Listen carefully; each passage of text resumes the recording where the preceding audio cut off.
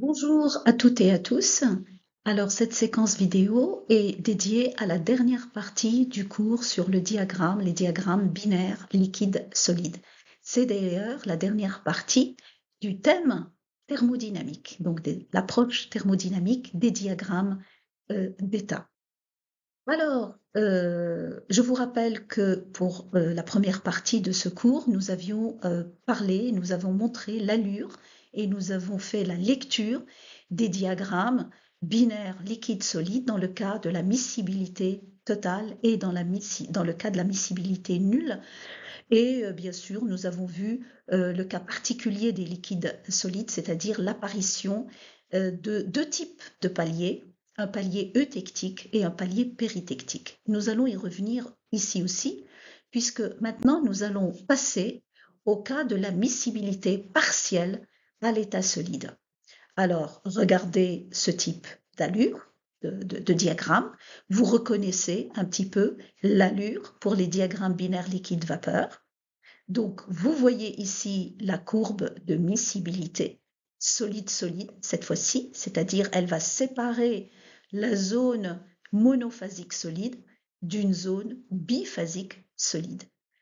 Donc, on peut indexer facilement ce type de diagramme. Vous avez le liquide en haut. Dans les domaines donc biphasiques, vous avez un liquide et un solide riche en A2, puisque si vous êtes ici dans cette région-là biphasique, vous pouvez lire la composition du liquide en vous projetant sur le liquidus, voilà, et vous pouvez lire la composition du solide en vous projetant sur le solidus, voilà. Donc vous voyez que votre solide est plutôt riche en A2. Il en est de même de ce côté-ci. Ensuite, en bas, vous n'avez plus que les zones solides, donc monophasiques solides. Ici, vous avez un solide riche en A2, un solide riche en A1, et ici, la coexistence des deux solides. Alors, on dit que S1, c'est un solide riche en A1, ou bien c'est une, si je prends S1, c'est une solution solide de A2 dans A1. C'est-à-dire que A1 est majoritaire, mais vous avez A2 dedans. Alors, bien entendu, lorsque vous indexez votre diagramme, vous mettez S1, S-alpha, S tout ce que vous voulez, vous devez absolument dire ce que c'est, ce que vous entendez par S1. Ce n'est pas quelque chose de connu. Vous pouvez tout à fait l'appeler S-alpha ou bien SA1.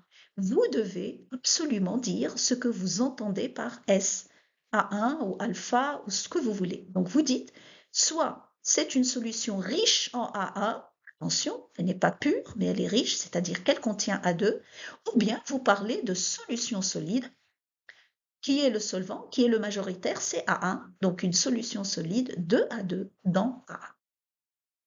Bien, donc il n'y a rien de spécial pour ce genre de courbe ou de diagramme que nous ne connaissons pas. Vous avez ici votre palier, bien sûr, votre eutectique, vous le voyez, vous l'avez reconnu, et nous pouvons, par exemple, faire une, pardon, petite analyse thermique, juste pour voir ce que ça donne.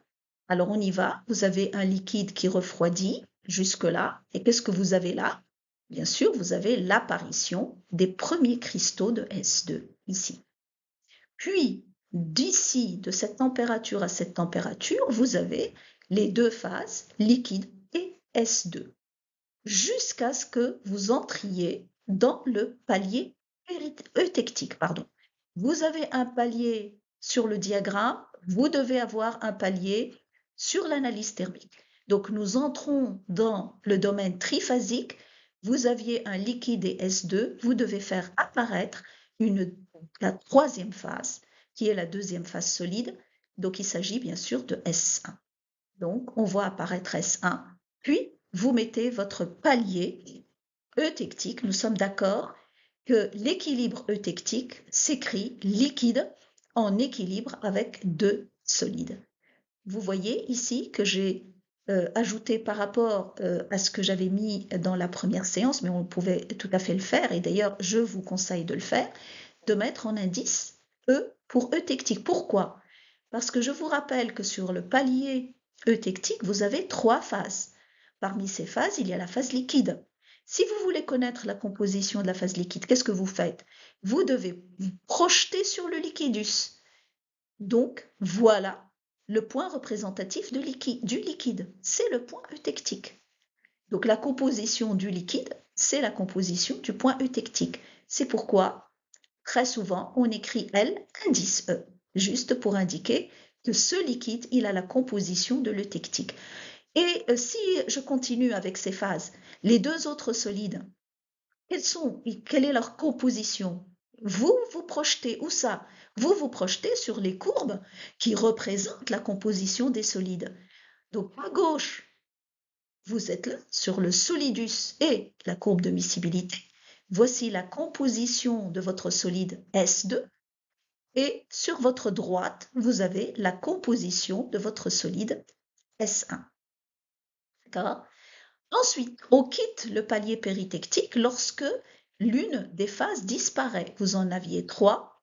Il faut que une des phases disparaisse. La seule phase qui est ici, entre guillemets, en réactif, c'est le liquide. Donc, c'est le liquide qui va disparaître, bien entendu. D'ailleurs, vous remarquerez qu'après, vous n'avez plus de liquide, vous n'avez que S1 et S2. Donc, on finit, on fait disparaître les dernières gouttes de liquide et vous avez vos deux solides S1 et S2. Alors, je vous propose un autre diagramme. Si on vous pose la question, quelle est la nature de la miscibilité des deux constituants?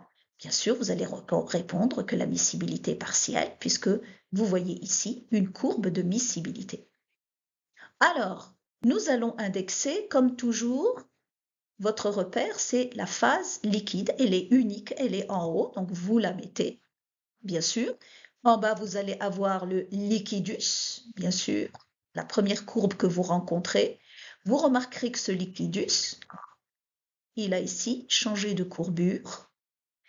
Et ce changement de courbure a donné naissance à un palier qui n'est autre qu'un péritectique. Vous voyez que le point ici, il est à la périphérie, le point du liquide sur le liquidus, il est à la périphérie de ce palier, il n'est pas dans le palier. Alors, vous indexez bien sûr le reste de vos domaines. Ici, vous avez bien sûr le liquide et S2. Par là, le liquide et S1. D'ailleurs, vous vérifiez que c'est bien S1. Donc, si je me projette à droite, j'ai le point représentatif du liquide sur le liquidus. Et si vous vous projetez à gauche, vous avez un solide qui est bien entendu plutôt riche en S1. Et ensuite, donc vous l'avez compris, vous avez vos phases monophasiques solides, vos domaines monophasiques solides, et puis le domaine biphasique solide. Alors, je vais faire aussi ici quelques analyses thermiques, je vais en faire 2.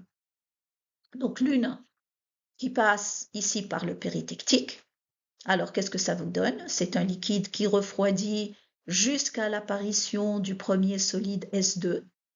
Puis, de cette température à cette température, vous avez les deux phases liquide S2. Nous entrons dans un palier, donc triphasique, donc vous rajoutez une autre phase. La phase qui va se rajouter, c'est bien sûr les premiers cristaux de S1. Vous avez un palier ici, vous devez mettre un palier sur votre équilibre, votre analyse thermique. Attention, c'est un équilibre péritectique, c'est-à-dire vous avez un liquide et un solide d'un côté et un solide de l'autre. Ce liquide et solide, le voilà, et l'autre c'est S1 qui va arriver après, qui intervient après. Alors, de même, le liquide, je vais mettre un indice P, puisque si vous êtes ici sur le palier triphasique, où est-ce que vous allez retrouver le point représentatif du liquide? Il faut aller le chercher dans le liquidus.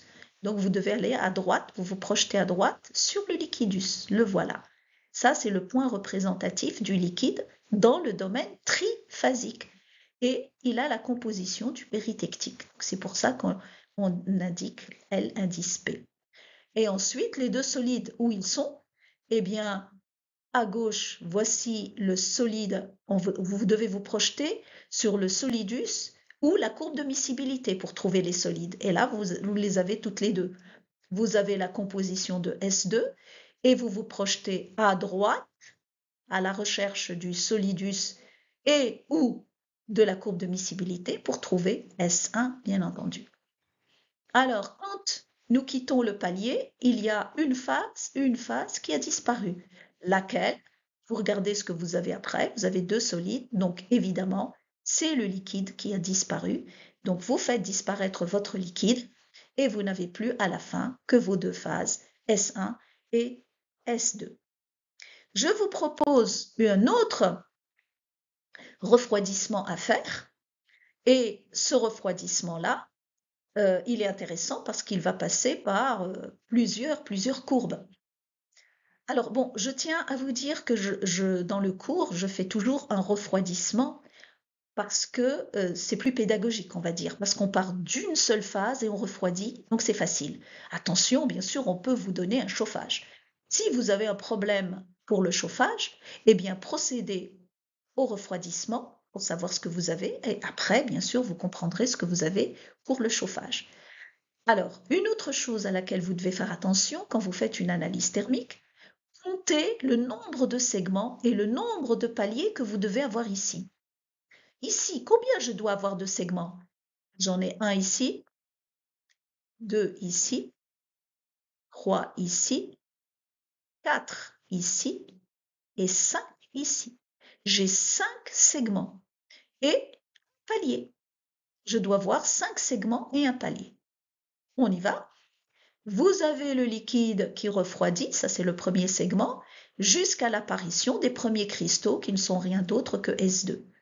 Puis, de cette température à cette température, vous avez le liquide et S2, et nous entrons dans un palier, c'est-à-dire que je vais rajouter une autre phase, qui n'est rien d'autre que S1. Vous regardez après le palier, vous allez voir S1 qui est apparu.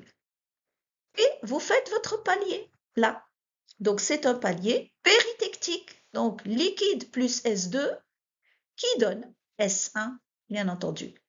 Quand vous allez quitter votre palier, vous devez éliminer une phase, laquelle on élimine. Vous regardez ce que vous avez après.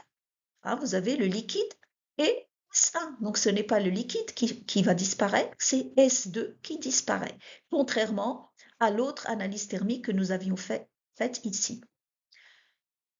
Ensuite, bien sûr, vous quittez le palier, vous devez éliminer une phase. Donc, c'est laquelle, oui, c'est ce que je viens de dire, donc c'est pas la peine de redire. Et puis, de cette température à celle-là, vous avez un autre segment dans lequel vous n'avez que le liquide et le solide S1. Ensuite, que se passe-t-il ici? Eh bien, encore un changement d'état puisque le liquide a disparu. Donc, à ce point ici, à cette température, le liquide, les dernières gouttes de liquide ont disparu. Et vous voyez qu'ici, dans cette petite portion, eh bien, vous n'avez que la phase S1 dans ce segment. Nous entrons encore nous rencontrons encore une autre courbe qui marque un changement d'état. Que s'est-il passé ici? Bien sûr, vous allez faire apparaître encore des cristaux S2. Donc, vous n'aviez que S1. Apparaissent ici les cristaux S2 et de cette température jusqu'à la fin, vous allez avoir bien sûr S1 plus S2. Voilà. Alors, à ce niveau-là, je dois absolument faire une petite remarque pour que vous puissiez comprendre ce que je vais vous raconter après. Ce sont ces solides S1 et S2 qui sont très intéressants. Alors, quand je suis là, par exemple, là où vous voyez mon curseur rouge, je suis à cette température, vous avez deux solides, n'est-ce pas? Vous pouvez déterminer la composition de chaque solide. Je me projette à droite, j'ai la composition de S2. Je me projette à gauche, vous avez la composition de S1, ou plutôt, je crois qu'ici, il y a une petite erreur, ça c'est S2, hein, n'est-ce pas? Ça c'est de ce côté-ci, c'est S2, ici c'est S1, d'accord? Donc si je projette ici, je vais avoir la composition du solide riche en S1, ici le solide riche en S2. Là, si vous êtes à cette température. Si je diminue la température, est-ce que les deux solides changent de composition? Bien sûr. Vous allez avoir S2 maintenant, voilà sa composition, alors que pour l'autre température, vous l'aviez ici, d'accord? Et il en est de même pour S1. Donc S1 et S2, quand vous variez la température, changent de composition au moment, bien sûr, du refroidissement. Maintenant, donc retenez un petit peu cette remarque que j'ai faite. Maintenant, un autre type de diagramme particulier. Donc, il nous reste maintenant à voir encore une particularité des diagrammes binaires liquides solides. La première particularité que nous avons vue, ce sont les fameux paliers péritectiques. Donc, un palier, c'est-à-dire une horizontale nouvelle. À part le tectique, vous pouvez avoir une horizontale qu'on appelle péritectique. Mais ici, qu'est-ce que vous observez de nouveau? Ce n'est pas une nouvelle horizontale que vous avez. Vous n'avez pas de nouveau palier. Vous avez remarqué que ce sont deux eutectiques, hein, puisque le liquidus, ici, plonge dans ce palier. Celui-ci aussi. Donc nous avons ici deux eutectiques. Rien de nouveau. Par contre, ce qui est nouveau, c'est cette verticale. Normalement, nous n'avons que deux verticales. La première pour A1, A2, pardon, et la deuxième pour le corps pur A1. Et vous observez une autre verticale qui correspond à quoi? Est-ce que ça correspond à un troisième constituant? Bien sûr que non. Nous sommes toujours dans les diagrammes binaires. Et d'ailleurs, qu'est-ce que vous voyez? Cette verticale a une fraction, correspond à une fraction molaire. Par exemple, ici, nous pouvons relever une fraction de molaire de 40%. Ici, vous avez 40% de A1 et 60% de A2 qui forment quoi? Qui forment un solide, un composé qu'on appelle intermédiaire. Il se trouve entre A2 et A1. Et il est constitué de quoi, ce composé intermédiaire? Eh bien, de A2. Il est constitué de 40% de A1 et 60% de A2. Mais alors, vous allez me dire, quelle est la différence avec les solutions solides? Puisque pourquoi est-ce que un composé qui est constitué de 40% de A1 et 60% de A2, pourquoi est-ce qu'on ne l'appellerait pas un solide riche en A2, comme S2 tout à l'heure? Non. Ce solide, ce composé intermédiaire, ne provient pas d'une cristallisation uniquement de liquide, c'est-à-dire ce n'est pas le liquide qui, en refroidissant, va donner de solide uniquement, et point bas, puisque votre liquide ici, s'il cristallise, s'il donne des solides, comme vos deux solides ne sont pas miscibles, normalement, il ne devrait vous donner que un ou deux solides, et non pas un mélange des deux. Mais alors ce composé, d'où vient-il? Eh bien, lorsque votre liquide cristallise pour donner à un solide et à deux solides, ces deux solides réagissent à l'état solide pour donner ce composé-là. Et cette réaction à l'état solide est considérée comme étant un changement d'état. Parce que c'est une A1 solide et A2 solide n'ont pas donné un autre composé totalement différent. Par exemple, je prends un exemple pour être un peu plus clair. Si je prends le magnésium et le zinc, eh bien, en prenant, si je refroidis mon liquide constitué de magnésium et de zinc liquide, à partir d'une certaine température, vous allez avoir du zinc solide et du magnésium solide qui vont réagir à l'état solide pour donner, par exemple, ZnMg, s'ils sont à 50-50. Ici, vous voyez qu'ils ne sont pas à 50-50, hein, donc le coefficient stoichiométrique n'est pas 1,1. C'est une réaction à l'état solide. Et ça va vous donner un composé solide qui ne bouge plus. Vous voyez que ce composé, quand vous le refroidissez, il ne bouge plus comme les solides riches en. Alors, m'expliquer encore plus, on va essayer d'indexer. Donc, on va faire comme si on n'avait rien compris de ce composé intermédiaire et nous allons indexer notre diagramme. Alors, comment on fait? Vous avez le liquide en haut.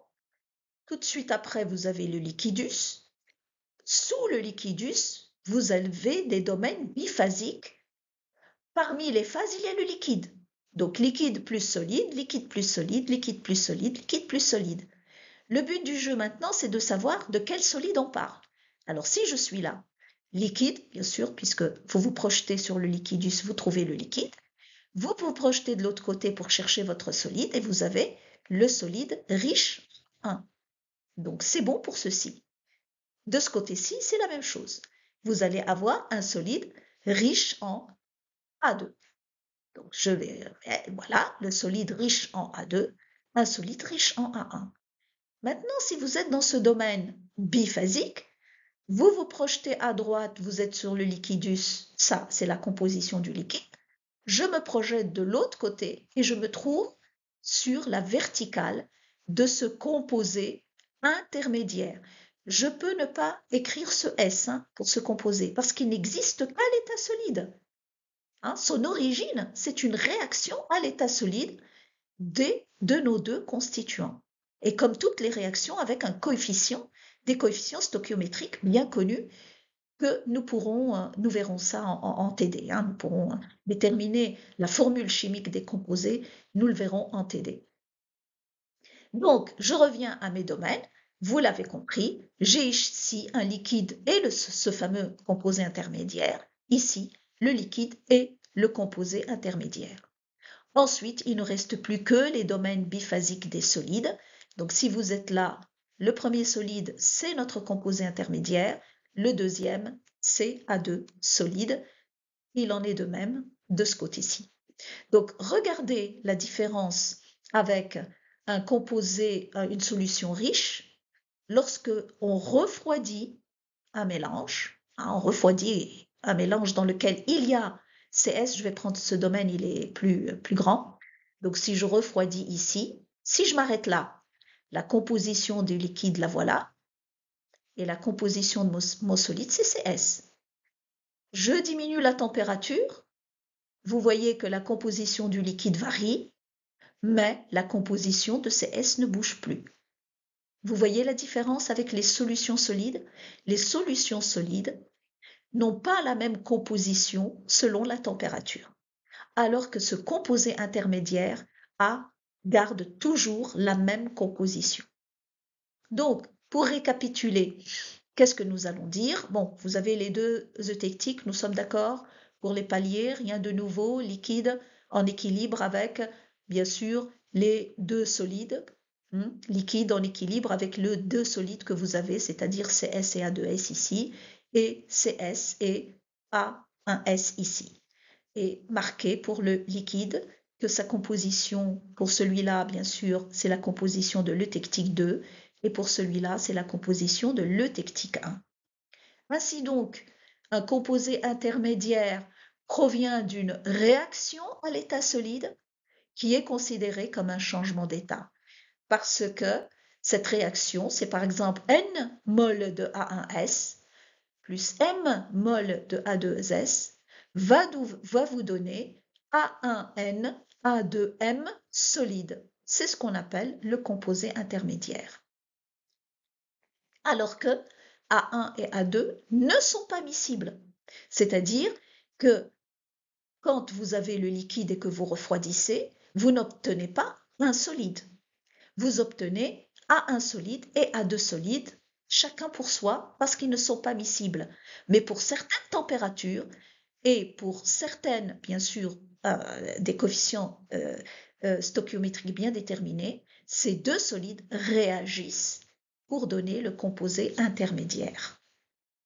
Ce composé intermédiaire est dit défini parce que nous pouvons déterminer N et M, et ça, on le fera en TD, mais vous avez aussi une vidéo, une application en vidéo que vous pouvez trouver pour cette détermination. Ce composé intermédiaire est dit congruent ou à fusion congruente. Ça veut dire quoi? Si vous prenez ce composé, donc vous êtes là, et vous voulez le faire fondre, donc CS, vous augmentez la température, qu'est-ce qui lui arrive? Il va fondre sans se décomposer, sans se dissocier.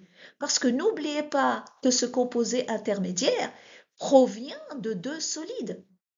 Donc, le liquide, quand vous le refroidissez, il va donner un certain nombre de A1 solide et un certain nombre de moles de A2 solide qui réagissent pour donner CS. Quand vous le faites fondre, normalement, en le faisant fondre, donc nous allons dans le sens inverse, normalement il devrait se dissocier en A2 solide et en A1 solide, puis ces deux-là peuvent fondre pour donner le liquide. Mais ici, qu'est-ce que vous voyez? Le composé intermédiaire fond avant de se dissocier, c'est-à-dire que vous n'avez pas vu apparaître vos deux solides. Le composé intermédiaire fond sans se dissocier. Vous n'avez pas vu la dissociation. Donc, si votre verticale atteint le liquidus, c'est-à-dire que votre composé intermédiaire fond avant de se composer, on dit se décomposer. Donc, on dit que c'est un composé intermédiaire défini congruent ou à fusion congruente. Et la fusion non congruente alors? On va la regarder. Alors, pour finir ce cours, nous allons prendre un dernier exemple d'un diagramme binaire, liquide solide. Qu'est-ce que vous remarquez?